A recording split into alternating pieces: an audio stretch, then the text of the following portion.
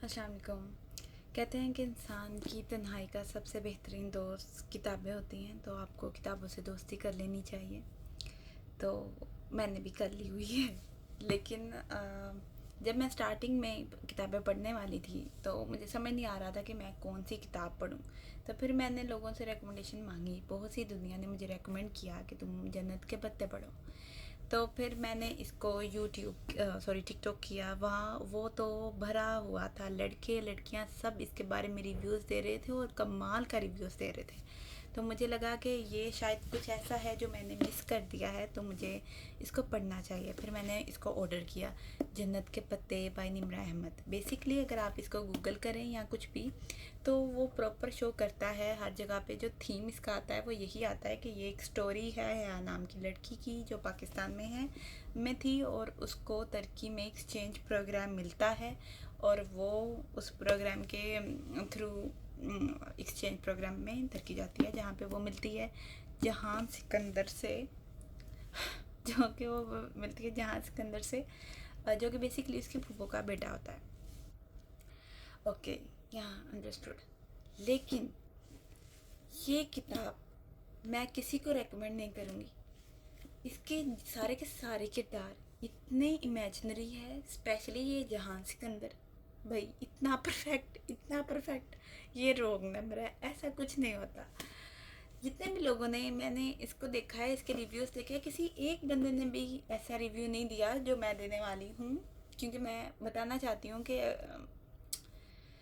ये बहुत इमेजिनरी है। आप इसकी कहानी के साथ, जो भी इंसान किताब पढ़ता है, वो अगर मुझे सुन रहा है वो मेरी बात को समझेगा कि जब हम किताब पढ़ते हैं तो हम उसके दर्द को अपने दर्द से मैच करते हैं और उसके लफ्ज़ को अपनी ज़िंदगी के साथ जोड़ते हैं, और इस तरह से हमें वो किताबें बहुत हमारे दिल को छू जाती हैं और वो हमारे साथ ता क़यामत चलती हैं।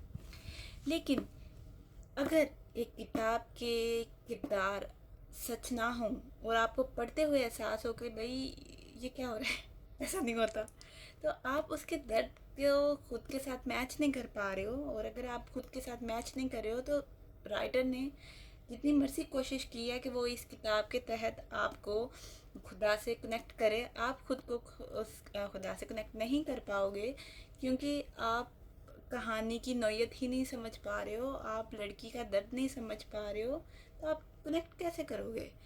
तो मैं सबको रेकमेंड करूँगी कि प्लीज़ ये किताब, शायद बहुत पुरानी है ये किताब लिखी हुई, शायद उस वक्त ये किताब राइटर ने इमेजिनरी बेस्ड स्टोरी लिखती हो, लेकिन मैं नहीं चाहूँगी कि आप में से कोई भी इसको पढ़े इतना ज़्यादा। इसकी जगह बहुत से और नावल हैं, जैसे नमल, जो कि काफ़ी हद तक जिसमें कुरान और आयतों का हवाला दिया हुआ है, और वो बहुत रियलिटी पसंद है। कोई भी नावल अगर वो रियलिटी पसंद हो और उसकी किरदार आपकी हकीकत की ज़िंदगी से मैच करें, तो आप उसके दर्द से खुद को जोड़ते हो। और जब आप उसके दर्द से खुद को जोड़ते हो, तो राइटर फिर जैसे जैसे लफ्ज़ों को लिख कर आपका राब्ता खुदा से कनेक्ट करेगा, आप भी उतना ही कनेक्ट होगे। लेकिन अगर इस किताब की तरह अगर आप को पढ़ते पढ़ते एहसास हो जाएगा कि ये किरदार इमेजिनरी है, तो आप उसके साथ खुद को मैच नहीं कर पाओगे। अगर आप खुद को मैच नहीं कर पा रहे हो, तो भाई कैसे ही आप इसको, आप अपनी रूहानियत ग्रोथ, कुछ भी नहीं होगा, कुछ भी नहीं है। ये पढ़ते पढ़ते भी एहसास होता है कि ये जो है, ये सब का सब आप बोर हो जाओगे, पढ़ते पढ़ते आप बोर हो जाओगे। तो मेरी रिकमेंडेशन आप सबको है कि ये मत पढ़ो, इसकी जगह को बहुत से और नॉवेल्स हैं, आप वो पढ़ो, मैं भी वो पढ़ूंगी और फिर मैं आपको रेकमेंड करूँगी। तो ये नहीं करूँगी।